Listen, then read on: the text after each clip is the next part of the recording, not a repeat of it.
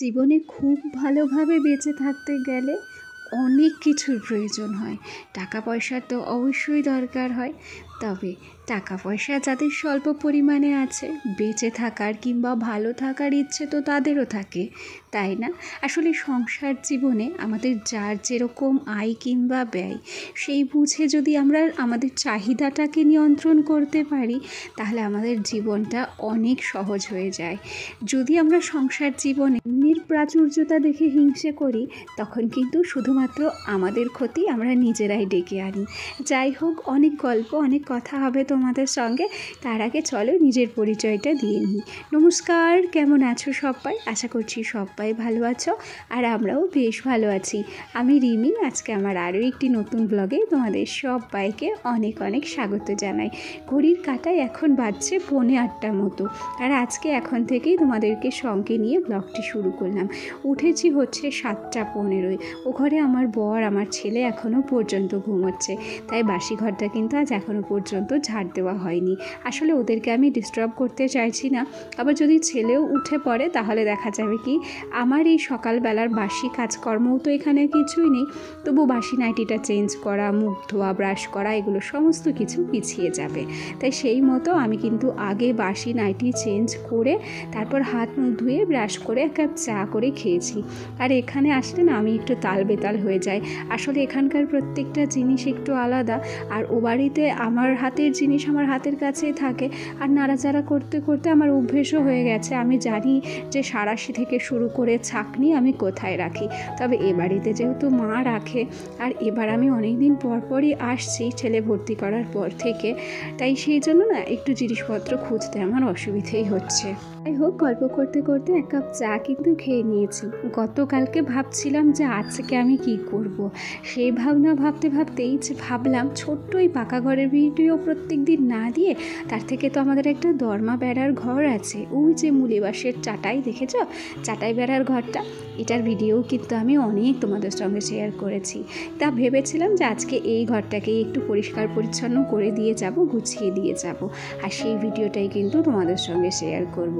তাই যথা ভাবা তথাই কাজ। জানো তো, এ ঘরে এসে সবার প্রথমে কিন্তু সুন্দর করে গুছিয়ে নিয়েছি আলনাটাকে। আর এই যে ছেলেকে একটু চালিয়ে দিয়েছি টিভিতে, হচ্ছে গোপাল ভাঁড়।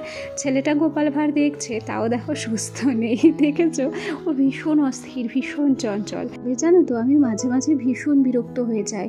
তখন সবাই বলে যে এখন একটু সহ্য করো, ও বড় হলে এমনিই ঠিক হয়ে যাবে। তা আমি বলি যবে বড় হবে, এখন তো খুব বিরক্ত করছে। এত বিরক্তি করলে সহ্য হয় বলো তো? ভীষণ বিরক্ত করে, আর একা হাতে বাচ্চা সামলাতে হয় তো, সেই জন্য আমারও না মাঝে মাঝে একটু হলেও অস্বস্তি ধরে আর কি। যাই হোক, গল্প করতে করতে টিভিটাকে আমি মুছে নিলাম। আর তার আগে এই যে বাক্সটা দেখছো, বাক্সর উপরে যে বালতিগুলো ছিল সেগুলোতে কিন্তু ধুলোর আস্তরণ পড়েছিল।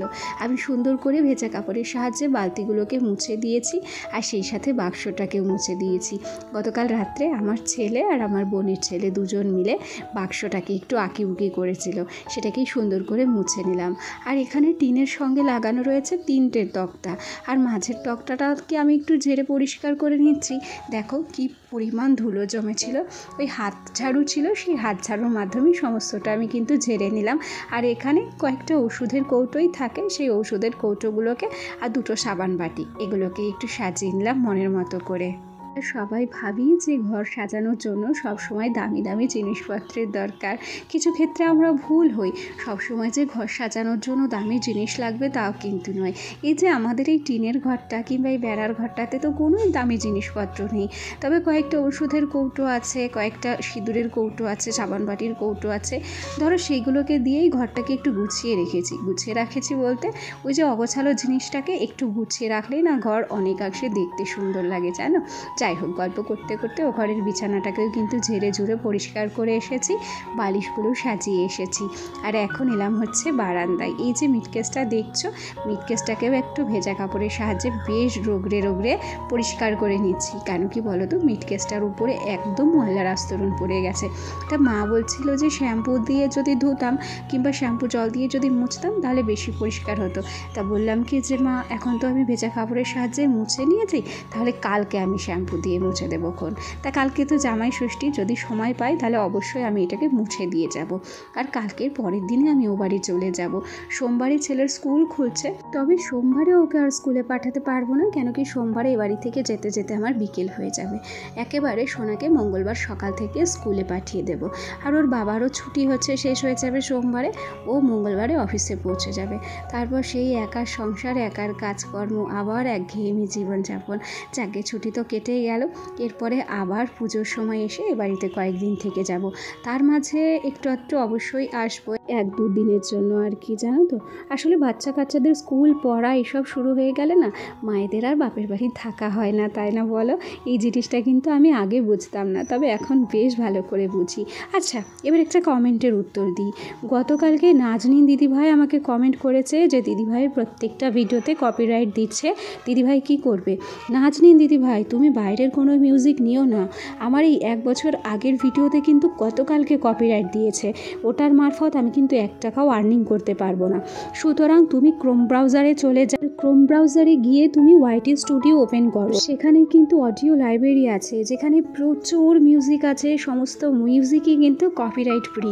ওখান থেকে তুমি বেছে বেছে তোমার পছন্দ মতো মিউজিক কিন্তু ডাউনলোড করে নিতে পারো, এবং ভিডিওতে একটার জায়গায় তুমি 10টা মিউজিকও ইউজ করতে পারো। সেক্ষেত্রে তোমাকে 100% গ্যারান্টি দিয়ে বলতে পারি যে কপিরাইট দেবেই না। আর তাও যদি বুঝতে না পারো, আরও একবার আমাকে জানিও, তোমাকে আমি আরও একবার বুঝিয়ে দেবো।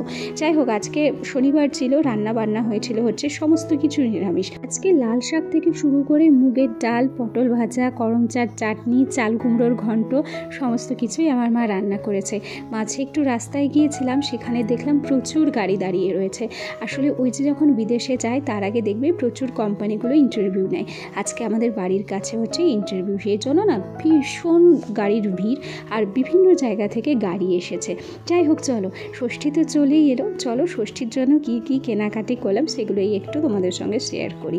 আসলে কেনাকাটি বলতে কি বলো তো, এই যে ষষ্ঠী বলো, পুজোর সময় বলো, সবসময় কিন্তু আমাদের কেনাকাটা করতেই হয়। তো এবার ষষ্ঠীতে আমার মা এবং মাসিকে ভেবেছিলাম হচ্ছে বিছানার চাদর দেবো, না আমার দিদাকেও দিই।